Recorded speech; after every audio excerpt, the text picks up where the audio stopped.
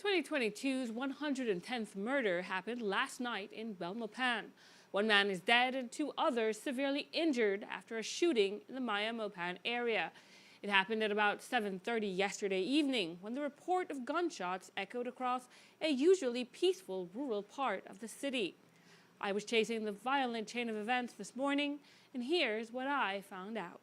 43-year-old Michael Williams was hanging out at this mechanic shop last night when he and the man who lived here were targeted by a gunman. But they weren't the only ones. Two more victims were targeted on an adjacent street. And this morning, police have said the incident may have been drug-related.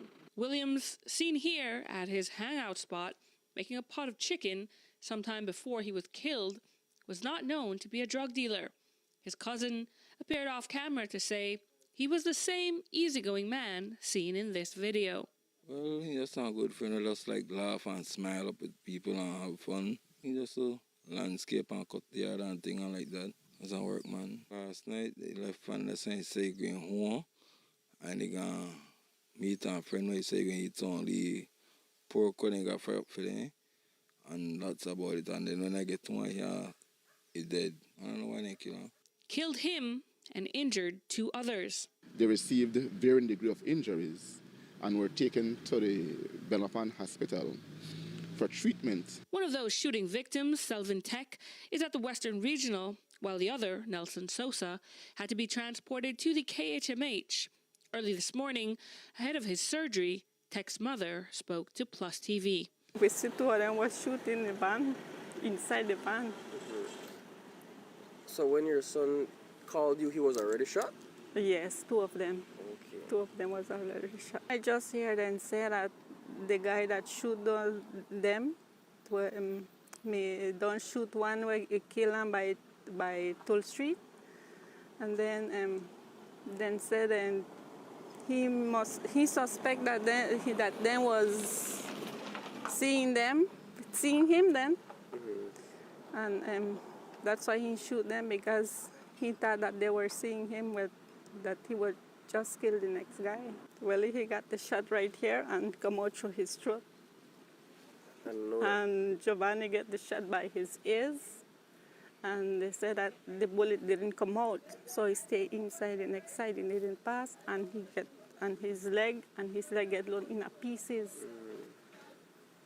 Yeah, so they say my son might lose one eye. Giovanni, they say he with dead and life. We just want justice. Police in Belmopan are working diligently to put the pieces together. We believe that the shooting of Michael Williams may have been drug-related. And so we are looking at several persons who are possible suspects.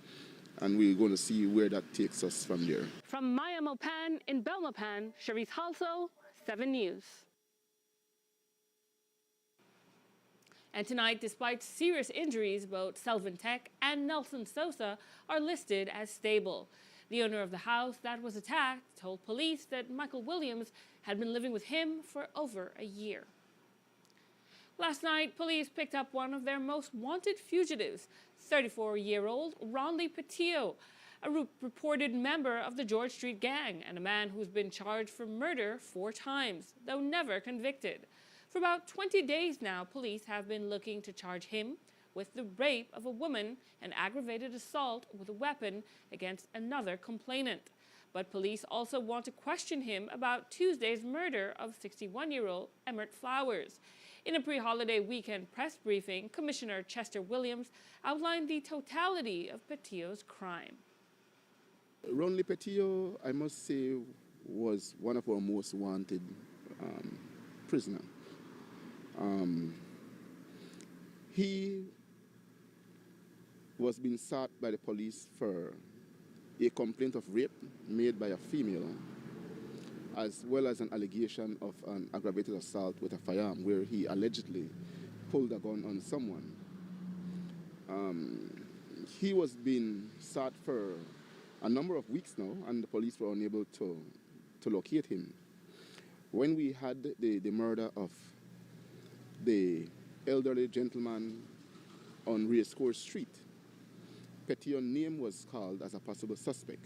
And I made it clear, possible suspect in that particular incident. And from what we were made to understand is that there may have been some internal rift within the George Street fraction where the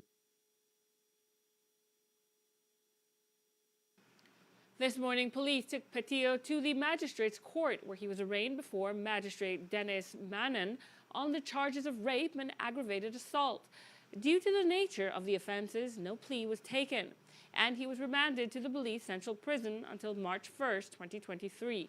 In the allegation of rape, a woman visited a police station a little more than 3 weeks ago and reported that she was giving Patillo a ride from a party on West Street in Belize City when he started to make sexual advances. She claimed that she was unable to leave her vehicle because Patillo threatened that he would kill her and her common-law husband. She alleges that Patillo forced her to perform oral sex on him. In the case of the aggravated assault, another woman reported to police that on December 27th, she was at a house on West Street. Patillo came out of an abandoned building, pulled out a firearm, cranked it, pointed it at her, and threatened that he would kill her for being a snitch. Fearing for her life, she ran behind a yard and jumped a fence to escape.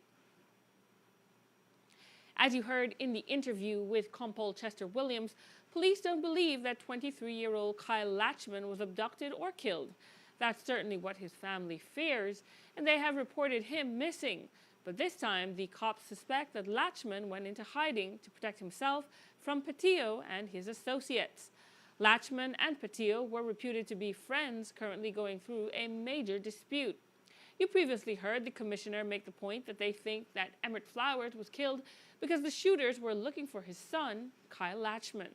The commissioner told the press today that he hopes that Latchman will come forward and help police to bring his father's killer or killers to justice. Is there an ongoing search for him, although they think you believe that he is in hiding? we are in search of him. We do want to find him, to find out what may have transpired between him and his own friends, because you would know that Kyle Latchman and Ronnie Patillo are friends.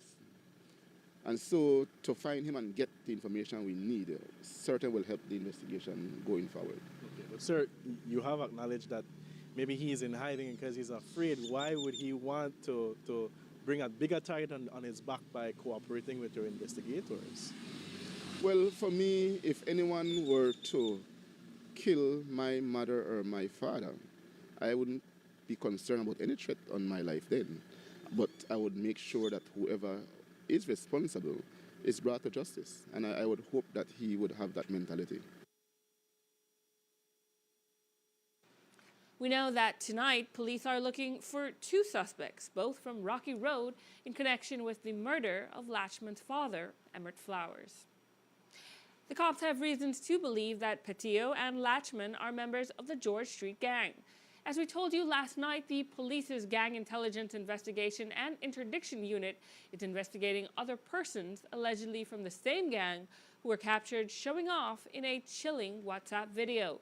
They are seen toying with a loaded handgun that carries an extended clip with what appears to be live rounds of ammunition.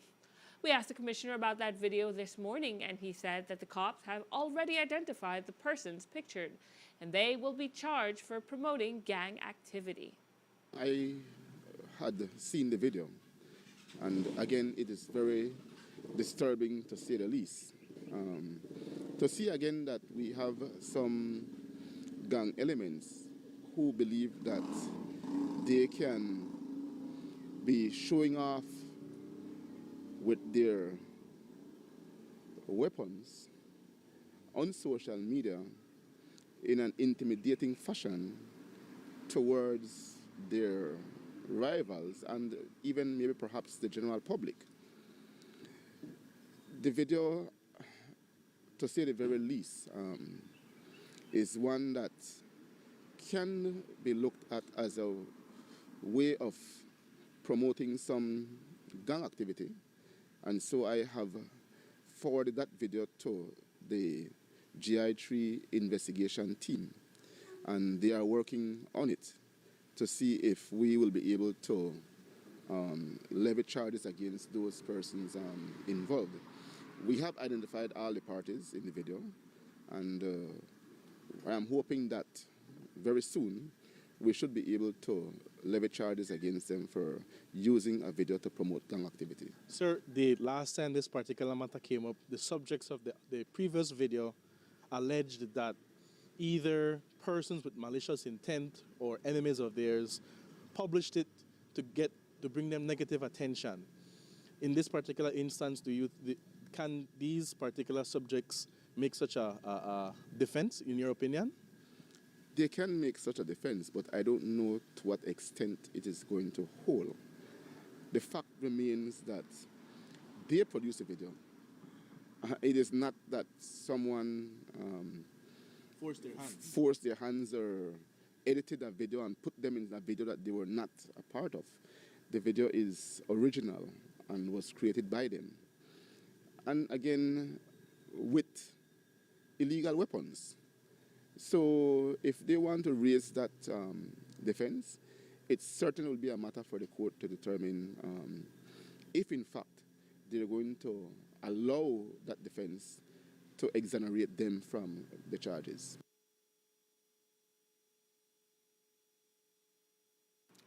As soon as they are formally charged and arraigned, we'll tell you who these latest gangsters are. One man who the cops are sure is missing and who they are very concerned about is Akeem Augustine. His family says that he went to a party on Christmas Day, but he never returned home. His family has been searching for him in the Jane Usher Boulevard area and at Mile 8, but at this time, they still have not found him. The commissioner told the press that they are hoping for the best, but preparing for the worst. Yes, we know that Akeem Augustine common law had reported him missing since Christmas Day. From what I was made to understand, that he may have been invited to a party somewhere in the Jane Usher Boulevard area. And the persons who had invited him to the party were new friends of his, apparently. And since then, he has not been seen. Police, along with some of Akeem Augustine's close associates and family members, had been searching the Jane Usher Boulevard area intensely since the report was made. And so far we have not been able to uncover anything, despite Love FM confident reporting that we did. We did not. We are hoping that we will be able to find Mr. Augustine alive. So while we hope for the best, we still do anticipate the worst. And I would ask the public if there's anyone who may have any information in respect to the whereabouts of Akeem Augustine, to please feel free to contact us or to use the P3 app, which the Crime Stoppers use.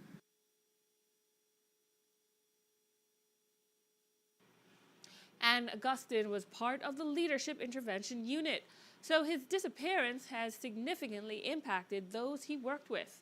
However, the chairman, William Dawson, explained that this is just part of the job, that no matter how strong of a bond they may build with these young men, the reality is that a lot of them end up dead. However, he's still hoping that Augustine is found alive. Honestly, I will let you understand the dynamics of this type of work. Before doing this type of work, I used to work in the prison with many of the youth. And when they have been released, it hurts you to know that they have been killed. You create a level of attachment and you build rapport with these guys, and the human part of you really feels it, especially for their family, because everybody have loved ones.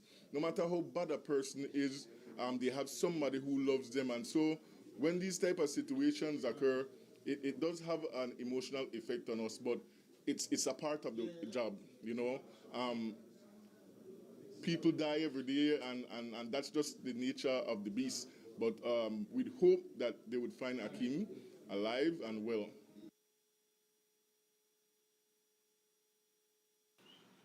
And we take a break now. When we come back, we'll tell you about the government warning for increasing COVID infections. And a woman pleads with police to release her son after she already lost two.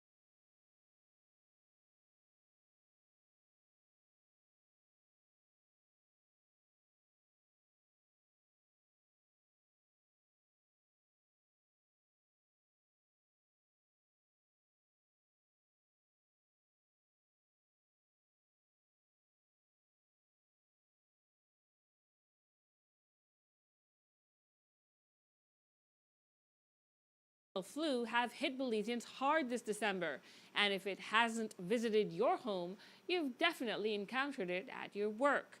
And tonight,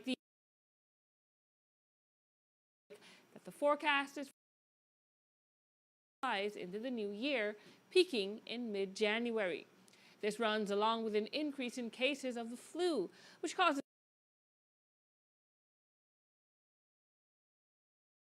tripled since the start of the month.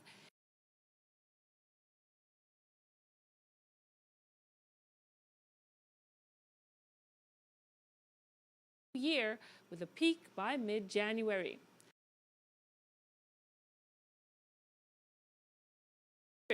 But at this time, the number of hospitalizations has not overloaded the health system. Practice the well-known safety measures of hand washing, keeping common areas clean, and using a mask in enclosed places.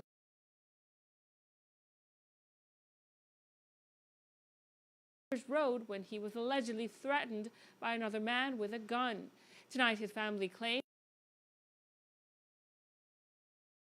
their family yard pulled out their guns and detained Ramsey without charges.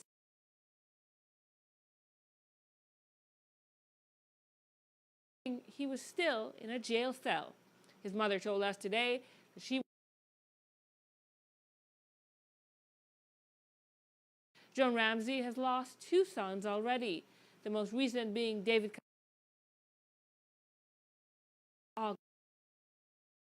He is worried for the safety of a 3rd son. She spoke with Courtney Menzies this morning. Touch him on the shoulder and call him by his name, and he said, "What's up, Dion?" Anything, you see the boy heist up his shirt, and my son run, and the boy turned back and asked him. Nobody answer. The young man walked back way out of the yard, get pine bike, and he gone. The police then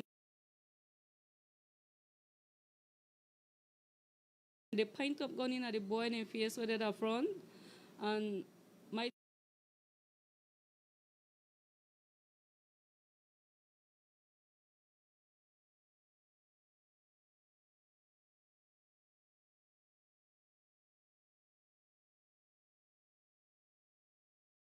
and tell her, well,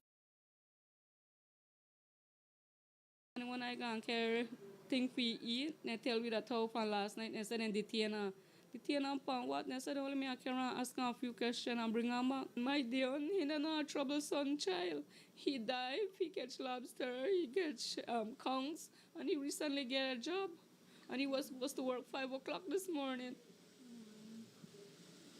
We thought they was going to release him last night, but they didn't. Is this the first time the police have done something like this to your family, harass your boys?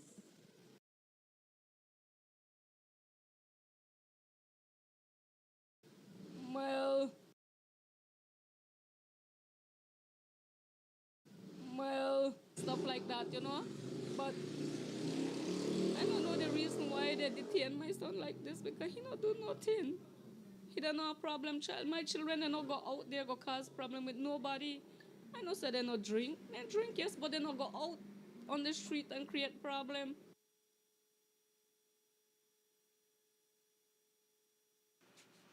Ramsey also fears that her son will be kept in custody throughout the long weekend. And in other news, the Belize City Council is ending this year on a higher note than last year, financially wise. According to the mayor, their revenue collection has increased significantly. However, they are still owed millions of dollars by Belize City residents. And he says you can expect better streets and infrastructure if you don't pay your taxes. Significant, big difference. When COVID hit us, our revenue fell from in the neighborhood of 28, 29 million to roughly 22 million. So we were in a deficit between 7 to 5 million in revenues that are not coming. We are still owed by the residents of the city over 30 million, and I will continue to harp on that.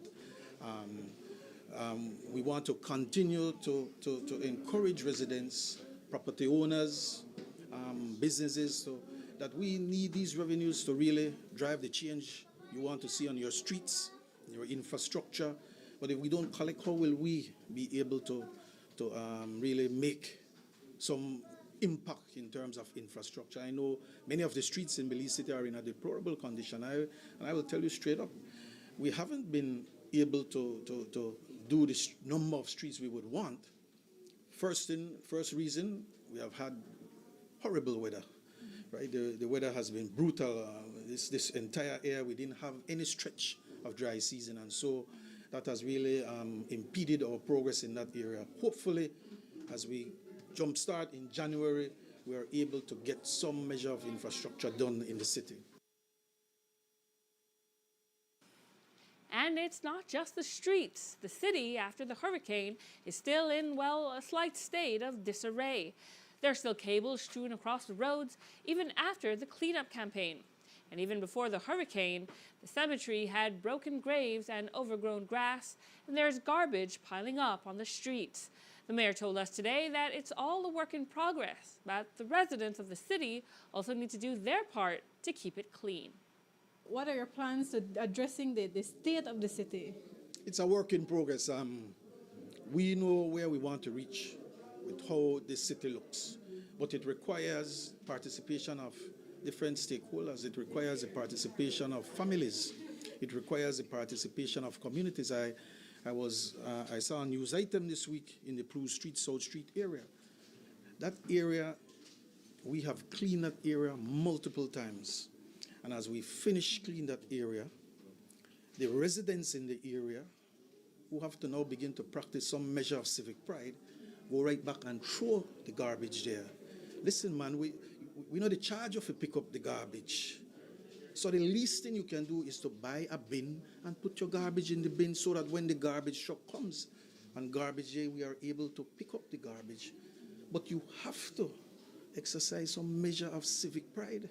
Our kids are watching us. You as a parent, if you throw that garbage there, your child is watching you. And what do you think that child will do? Down the road, that child will throw the garbage because he or she sees his parents doing the same. So we have to start from us, the residents of that community. And from the city to the south, in August, 62-year-old Randolph Parham Sr. was knocked off his bicycle in a hit-and-run in Eldridgeville, Toledo. Before the accident, he was an active man, riding to Punta Gorda town often and even participating in marathons. But the incident changed everything, and now Parham doesn't have much longer to live. That's because he developed terminal cancer and is unable to take chemotherapy. Now, his family has banded together to ensure the rest of his life is as comfortable as possible. And they've come to the public to ask for blood donations to keep their father alive for even just a little bit longer. One of his sons, Rudolph Parham, spoke to us today. Well, back in August, around the 18th, he was the victim of a hit-and-run accident. And he was hospitalized in Punta Gorda, where his body had difficulties building up back his blood. He bled out to about 4 or 5. That's the level of his blood. And ever since then, he has been having difficulties producing blood cells and platelets. Fast forward to now, he has developed an advanced state of leukemia known as acute leukemia, which is a very aggressive leukemia. Unfortunately for his age, there is no treatment. Chemo definitely could help, but at his age it would be terminal for him to take chemo. So at this point, he's only able to get blood and platelets. At this point, we're trying to ask for donations, as much blood as possible. O positive, his blood is O positive. We're trying to get as much financial assistance as possible because people donate blood, but they also want compensation, for example, to travel or for their day's work to get blood. And so we're trying to, as much as possible, come together as a family to ensure that the couple of days that he has left are the most comfortable. So you're just trying to get the blood to keep him alive for as long as you possibly can? Yes, because Merida is not an option because of his age and the advanced state of the leukemia. So for now, the best we can hope is that he's able to live as long as possible in this stable state. He doesn't have much left, in this state. And so he's asking that everybody who knows him and who would like to see him, that this is the time to come and see him now. If anybody would like to help in any way, sending kind words, prayers, that this is the time to come and do so. My dad is also asking, that we don't care about any criminal charges or getting anyone locked up behind bars, but he would appreciate if the person who does it, that, they have a good conscience and they come forward and help in any way, because this is putting emotional, mental, and financial stress on the family. And now he doesn't have much left to live. And knowing that someone else did this, the least they can do is come forward and at least apologize for what happened. As though he was a relatively healthy man before this accident, you almost have some level of frustration, anger, sadness even, that you'll lose him when he might have had years more. Indeed. We could not have imagined that something like this would have happened, especially considering that he was very healthy. And we've been asked many times if we think that the accident caused the leukemia. And for cancer, you don't have any definitive cause. But definitely, after the accident, then this advanced state of leukemia developed. We can't help but imagine that if the accident didn't happen, he wouldn't have been in this situation. But these things happen, we can't help it. And at this point, it doesn't make sense blaming anybody. It won't help my dad live longer. And so we're all just here trying to be there for him. The Parham family can be reached at phone numbers 670-5118 or 628-3545. Last night we showed you the strong rebuttal that the chairman of BEL raised against the recent decision from the Public Utilities Commission. BEL applied to the utility regulator and formally requested that they amend their final decision on the 2022 annual review proceeding on electricity rates. The electricity company wasn't asking that your lights go up. They actually think that for the welfare of their customers and the health of business and productivity, they must work with the PUC to hopefully stabilize the electricity costs. What they were seeking, however, is a future correction in the rates to account for some $43 million in the cost of power that they will have to absorb to provide electricity at the current rates to customers up until June 2023. Well, the PUC has reviewed their submission and calculations, and the regulator says they strongly disagree that consumers owe BEL that much money. In their initial decision, they do agree that customers will owe BEL, but they have reduced that amount by a massive $22 million. BEL has written a response to strongly disagree with the PUC's determination, and that matter will now go through a process of re-review. As you heard last night, Chairman Marshallek insisted that this issue is technical and doesn't affect your light bill at this time. Here's how he explained why the company did not ask for an increase in electricity rates. We had to manage the effects of a hurricane through that period. And you notice there isn't even the slightest mention of it. But we're coming off a year where the customer satisfaction rating for BEL is the highest it has ever been. And in those circumstances, you get a decision suggesting that BEL did absolutely nothing right at all during the year, but continues to employ its ingenuity to try to fleece consumers out of an extra cent or a dollar here or there, when nothing could be further from the truth. I wanted to also emphasize how it is that BEL was able to maintain those low rates throughout 2022 without an increase in rates. And what happened was simple. During the COVID year, the arrears, these are the amounts that customers were billed but did not pay, climbed massively during that period. And what we were able to do was to, instead of increasing the burden on consumers, to leave rates where they were and give them space to catch up with their arrears. And we were able to collect on the arrears in an amount that far exceeded the value of the proposed rate increase. And that is how we were able to do it. Now, having already collected on those arrears, you can't collect on them again for next year. So that strategy isn't available to us in the upcoming year. So the real issue before us is finding a way to maintain those rates throughout that year. And it requires some creativity on our part. So we go now to the part of the conversation with the BEL chairman on the running regulatory balance. As we told you, it's a sort of bill that the PUC keeps track of. If the cost of power is higher than forecasted, it means that customers are getting electricity cheaper than what the price should be. The difference is then booked as a sum that customers owe BEL, which will have to be collected at some point in the future. On the other hand, if the cost of power is lower than the two sides forecasted, then it means that BEL overcharged customers, and the electricity rates will have to be decreased to pay you back. Here's our back and forth with Marshallek on their justification that the regulatory balance should increase by some $43 million. The best case scenario, if the PUC had accepted the reasoning of BEL, what would that regulatory balance line item say on cost of power? But that's what we're talking about. It's $28.467 million. And they're saying it should be only be $4 million. That's what you're talking about. You're talking about a book entry, something carry forward that won't affect the past. What has happened has happened. You've already taken electricity and it's already and used it, and it's already cost what it in fact cost. We're quibbling now over how you calculate the difference between the actual cost and what they projected.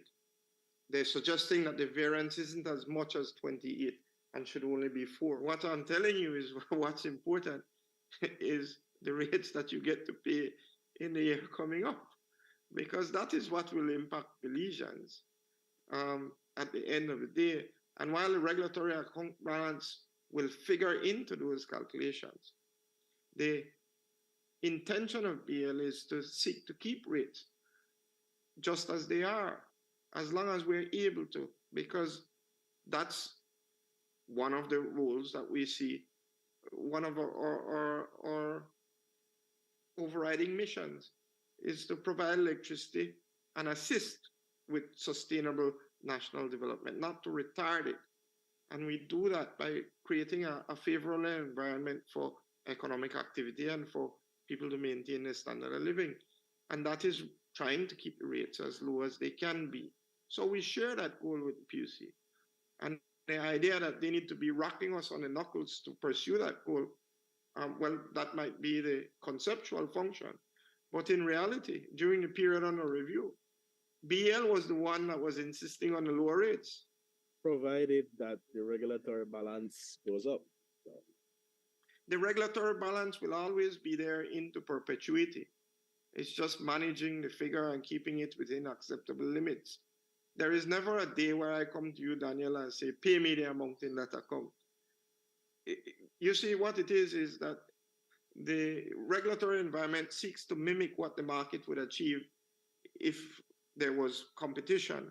And that is done in a lot of instances based on opinions and projections and forecasts, which change with who's looking at it.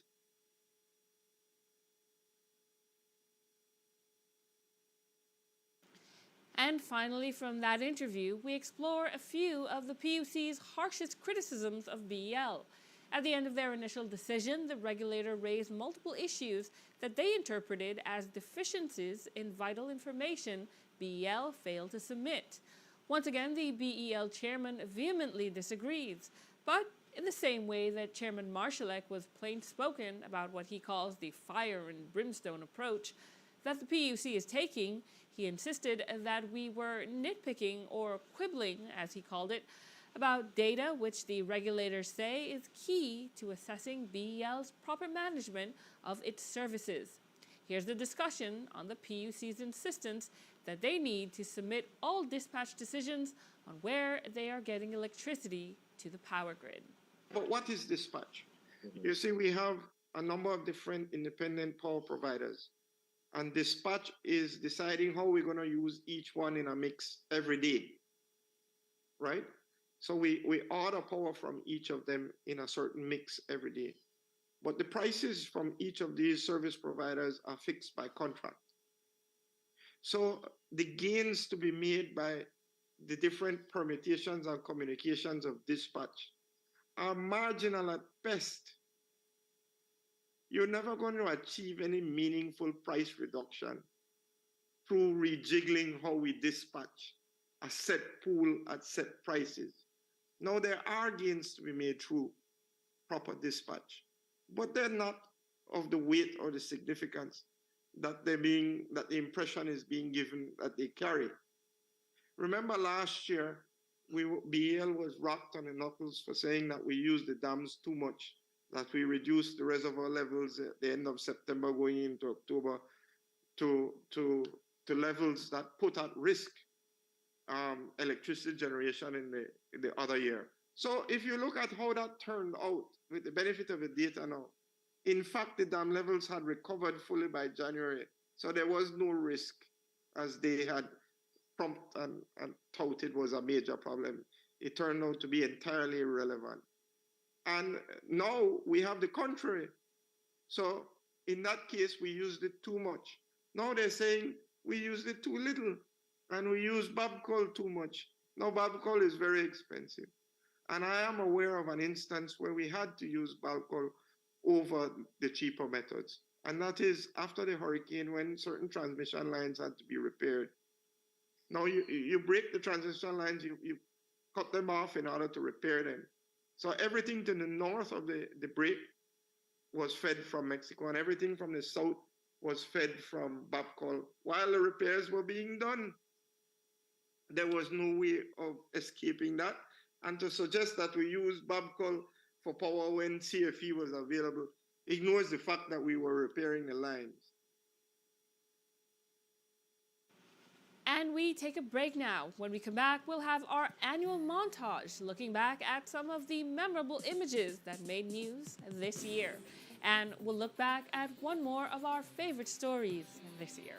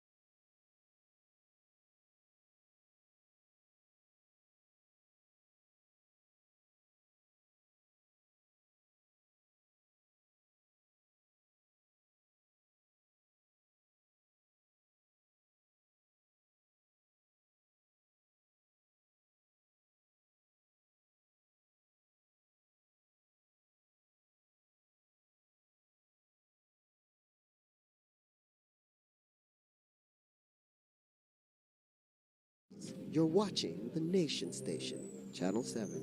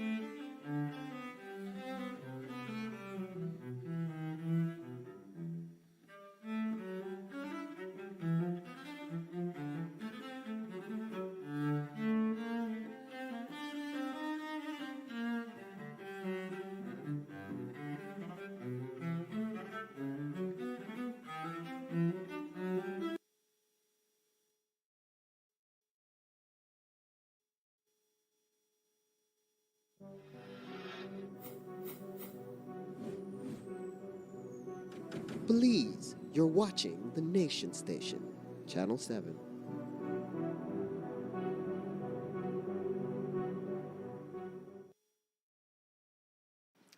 Today, the police department took time out to recognize civilians who worked closely with them to curb crime in the past year. These are community leaders who either engaged in programs, mediations, and even provided some guidance for troubled youths and gang members.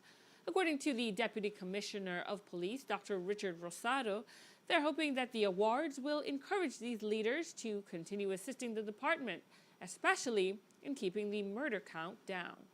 The awardees are a cross-section of community leaders. Like you mentioned, the mayor have been working closely with us in addressing the crime situation within Belize City, and he also assisting us with intervention programs and overseeing the work program under the LIU.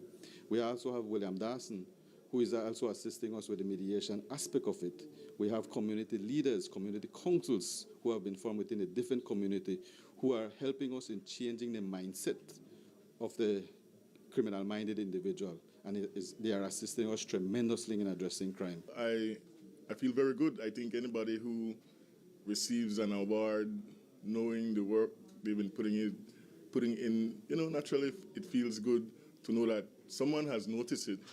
But it's not about the award. It's just about putting in the work because we know that it's necessary. Coming from Belize City, myself over the years, I have seen the violence increase. And I decided that I want to be a part of that change, and that's the culture we're trying to create with the Leadership Intervention Unit. We're trying to get everybody involved, that multi-stakeholder approach, so that everyone can be a part of the change. We don't want to be chronic complainers and then not being able to find necessary solutions. So we're very thankful that we have the support of the government, and especially the Ministry of Home Affairs and Minister Karim Musa, as we push this new strategic plan forward. It's always great to be engaged with the residents of the city. Again, this reward is not about me. It's always about the residents that I serve, and being able to collaborate with these different departments, these different entities, and to see the end result. Clearly, it has been a very effective year in terms of crime in the city, and we are not where we want to be, but certainly we are working towards it. We are not mandated to really deal with crime, but we can assist in other ways in our youth programs that we have, engaging the youths in sports, engaging the youths in social assistance, working along through our Youth Shadow Council, going into the different neighborhoods, having basketball tournaments, football tournaments. This is how we impact communities and ensuring that we leave no community behind. With last night's murder, the 2022 count is up to 110, 15 less than last year. Similar to the Christmas holiday, this upcoming weekend will be celebrated as a 3-day break in which many will be out partying to bring in the new year. And with all that partying, the cops will have their hands full, keeping the pace and keeping laws-abiding folks from harm. Police deployments are already lined up to keep you safe on the biggest party of the year. But the police commissioner is hoping that the public will do its part to ensure that the New Year's merrymaking is all good, clean fun. Here's the Compul's discussion of the many New Year's Eve events that the cops will have to provide security for.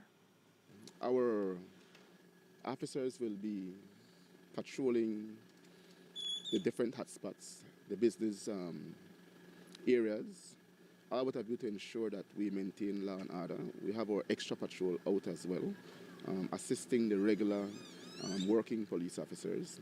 We know that there are going to be a number of activities bringing in the new year, and so again our presence at those activities is going to be important to ensure that law and order is maintained. While there are going to be those who will be excited about being given the opportunity to live to see another year, there are also going to be those who are going to be too excited and may want to use the opportunity of the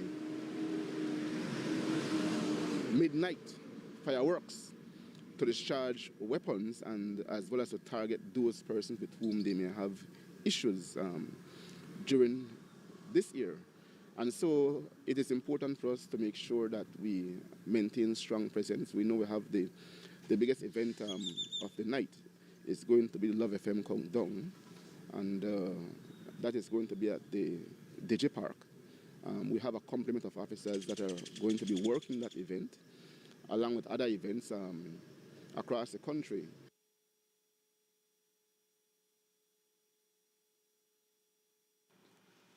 And come midnight on Saturday, you might want to prepare yourself for the disturbance of fireworks and firecrackers or dynamite that the young at heart and the idle of mind will surely go wild with. The Compol says that he received a number of applications for fireworks. Certainly, we have issued a number of permits for persons to import and discharge fireworks. I know one of the things I found fascinating within the process was that there were a number of persons who applied for, let's say, $5,000 worth of fireworks. And the reason they put was that it was for the underprivileged children of Belize City. Now, my thing was that how does firework benefit underprivileged children?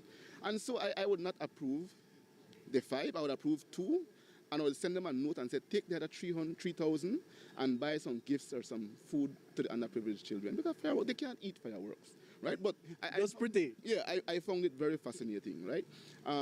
But yes, they have permit to do so.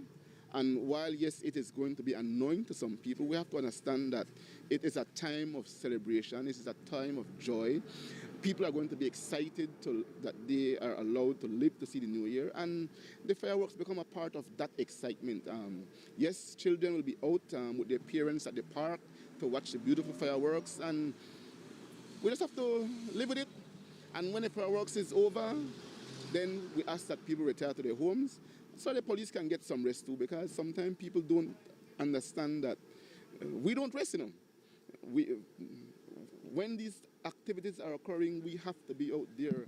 And the same police officers who are working these activities sometimes till 2 a.m. are the same ones who have to return to work the following morning at 7. And this is what people don't understand. That's why when people ask for extension to go to 5, I have to object. Because how are we going to have the officers work right through the night till 5 a.m., then have to come back and work at 7? Then when the police come to work and tired and sleepy, we complain about them.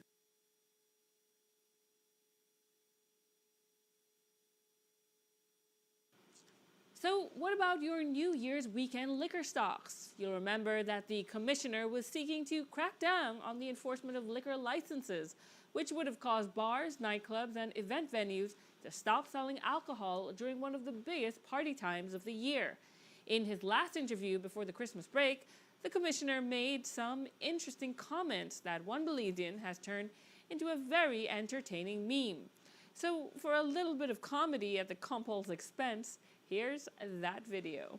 Good day, Uncle Chester. Christmas done gone. A lot of people don't get backed up and backed in day. What you have to say to the Belizeans where they watch right now? I can say to the Belizean people that come New Year's Eve, all the churches in this country are going to be open for Mass.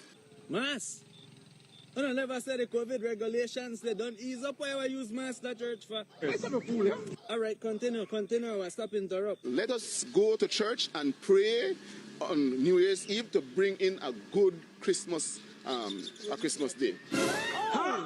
But Christmas Day and New Year's Eve, Uncle, I don't mean for disrespect you, but I really feel like you don't respect my understanding. You can please repeat what you're saying? Let us go to church and pray on New Year's Eve to bring in a good Christmas day. Not even if I go pray at the church, for New Year's Eve, we can make it back to Christmas. Unless they have time machine at church, then maybe we can make it back. Christmas done gone. I know they understand what you say right now. We'll arrest you. You know what, Uncle Chester? Never mind. Left it just like that. That's my bad.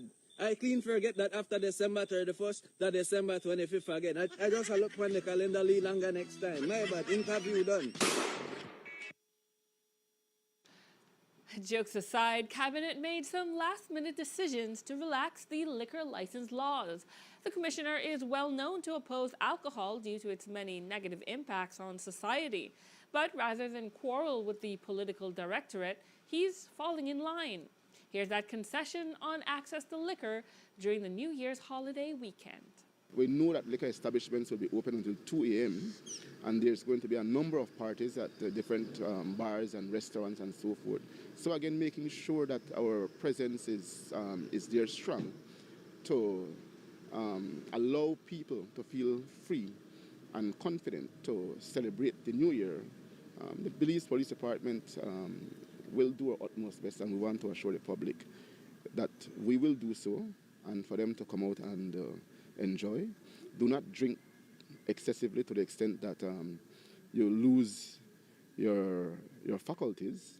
When you know you have consumed enough, retire to your home and go to sleep. I'm not going to say to people now to go to church on New Year's Day and have a good Christmas. But just a bit of humor here, right? Yes. But just on the same liquor ratio, and we know the government has promulgated revised regulations with regard to, as you said, nightclubs and other license holders. Does that tie your hands in any way in terms of enforcing the law, or does it make it easier? Well, I wouldn't say that the law would tie my hands. As the Commissioner of Police, my duty to ensure the law is enforced.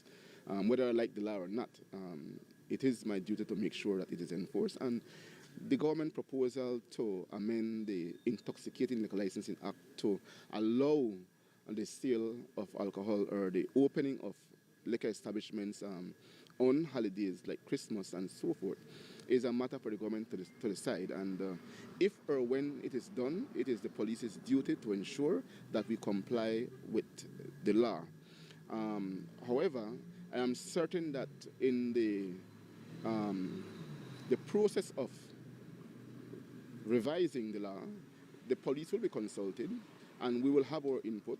And one of the main things I want to see is that while we're going to allow the sale of alcohol to be more, I would also like to see that there is more responsibility placed on persons who consume alcohol and commit crime, particularly drunk driving. We have to have a system in place to make sure that drunk drivers are held accountable when they are involved in accidents, particularly those that results in loss of life. So that is my main push that I want to see become a part of the new amendments to the Act. And the city's biggest hotel says it's got all the New Year's elements already in place. Because this year, after COVID, the Radisson is coming back full strength with their annual New Year's Eve dance. After that 2-year pandemic pause, it's finally back. And according to the resort manager, Edison Trapp, there will be good music, good food, and good vibes up until the early hours of January 1st. The New Year's Eve party started back in 2011 to bring in 2012. So we're just over 10 years, celebrating 10 years, with absence of 2 years due to COVID. The event started off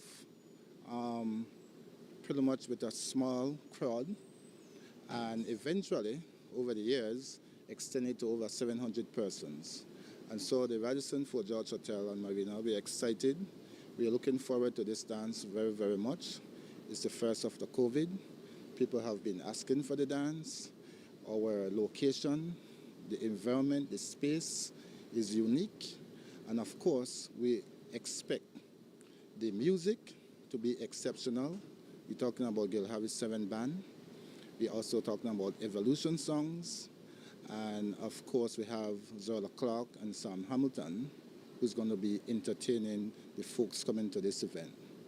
I must say that thus far, ticket sales have been increasing, and every so often, we do get requests for reservations, but like I said, we don't necessarily reserve tables because we want to give everybody an opportunity to get a chance to come in early, have some fun.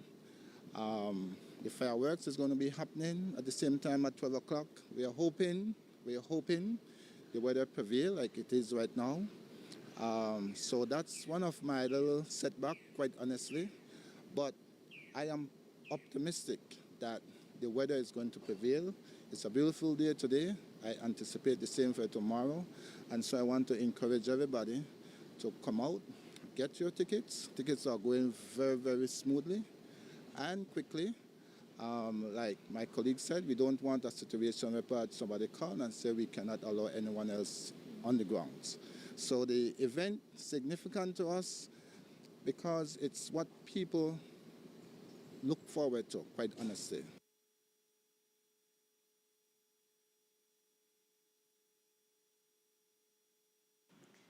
And when the party's over, Radisson will be offering $10 breakfast from 4 to 5 a.m.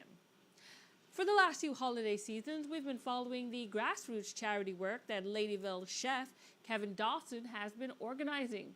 He and his team of helpers and sponsors have been attempting to spread a bit of holiday cheer among needy families by providing them with gifts and a meal on Christmas Day. He did just that last weekend, and today he returned back to tell us about 5 lucky families who will get a box of groceries for the new year. Here's what he had to say about why families may get a random knock on their door on New Year's Day. It was amazing. It was heartbreaking. A lot of family, despite the rain, my team and I, we still went out there along with the security force and did our best and made it a lot of families happy. There was tears in so many families' eyes when we went to the house. And I want to say thank you to all my sponsors because it was amazing.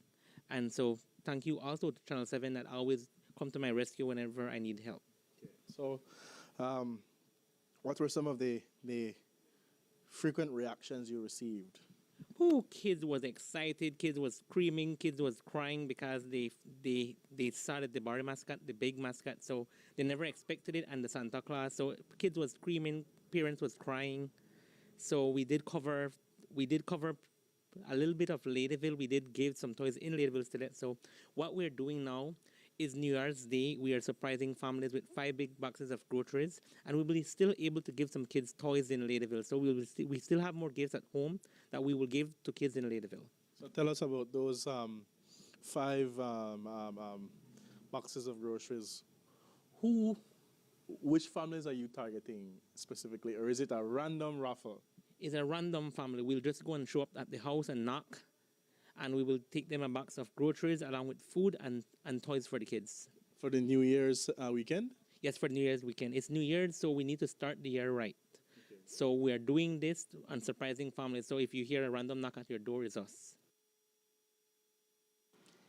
And finally tonight, on this last news day of the year, we'll leave you with one more of our favorite stories from 2022.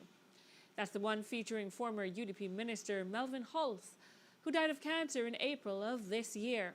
In January, he gave Jules Vasquez a riveting and candid interview about his reflections on his career, his battle with cancer, and his musings about life and the afterlife. I've given many interviews. I appreciate the opportunity to give my last interview, and as somebody once said, one for the road. He is as plain-spoken, facing death, as he has been throughout his life.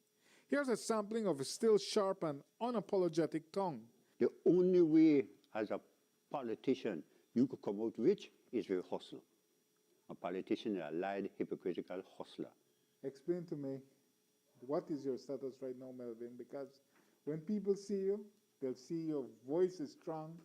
You look the same in your face. You're smoking like you always do. You got your coffee right there. Everyone will say that, boy, he must be putting on an act because it don't look like nobody went. Nobody will put on an act and stay, take me bed and not go out and work, okay? But they're good, you know, even the doctors kind of amazed with this aggressive stage 4 cancer. It has not affected my face or my voice. And look, I can't have a voice, even when I then a coffin. So look, I can't be able to read up till the end, till the very end, okay? But the body gone. Okay, I've lost 35 pounds already. So how hard is that, though, to make your own Nothing wrong, funeral yeah. arrangements? Nothing wrong, my father. Like you're literally planning. Yeah. It's going to happen, Jules. So what you do, pretend it not happen and left the burden on your family? Jules, why people like pretend? Man, from the day they make you in your mother's stomach, only one end you got, death. What happened in between? Big flipping deal. You have no idea what happened in between. You know, be old, ugly, short, fat, mager, lazy. You know, be rich, you'll be poor. That in between. There's only one end. And so far, nobody has survived that end. Not a flipping way, boy. They've come and they've gone. But inevitably, we form attachments in life. We love life. We love the people in our lives. We love our families. Yeah. And that's really the hard part about that. Well, for me, it isn't, because the good Lord me said long ago, this is not heaven. So I am not going to spend time hanging on to something that I know I can't keep. I know I can't take nothing with me. Nothing. Period. I was born naked. They're lucky they put on clothes when you're dead. And you can't take nothing else with you. And I hear about heaven, and I hear about hell, and I hear about eternity. Now, I am not going to take one licking here and go take a licking there. That no make no flipping. Eternity sound longer than the life in Belize, life on this earth. And to get through these last days on earth, he's sticking with his lifelong habits of chain-smoking cigarettes and drinking black coffee. Now, when I came here, I thought that you would be concealed in a plastic chamber. I wore my strongest mask because you're immunocompromised. No, my immune. But I walk in and you smoke cigarette. What I got to do with your cancer? Nothing wrong with my organs. Absolutely nothing. My lungs clean, heart, liver, lights, blood, flipping, every flipping thing. Which I find disgusting, because if all my organs, they flipping work, what the mother fish cancer they do, they look for still kill me. So, nothing wrong with me. So now... And then I get cancer because of cigarette. My lungs absolutely immaculate clean up to when they check it Sunday. So what the hell, I'm a contradiction, big deal. And Holtz is allowed to be that and more by a loving family of 11 children and a wife, Michelle, who all care for him constantly. I enjoy the fact that I have my family around me.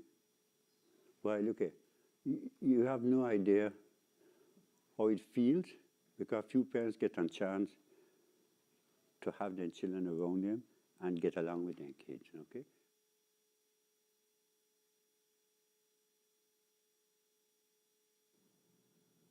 And with that, we end our news on this night before New Year's Eve. Tune into Channel 7 tomorrow night at 6 when I'll be presenting our look back at all the biggest stories that made news in 2022.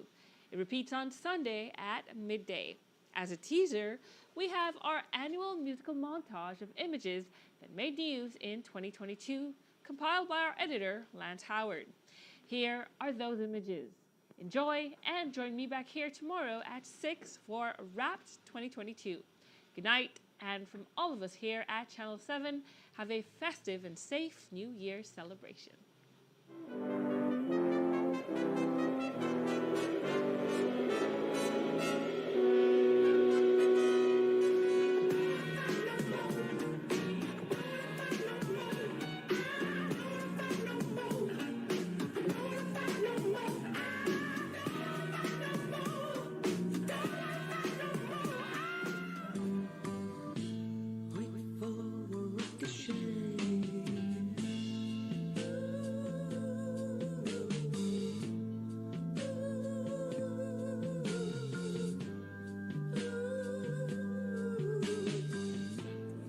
Big Bad John.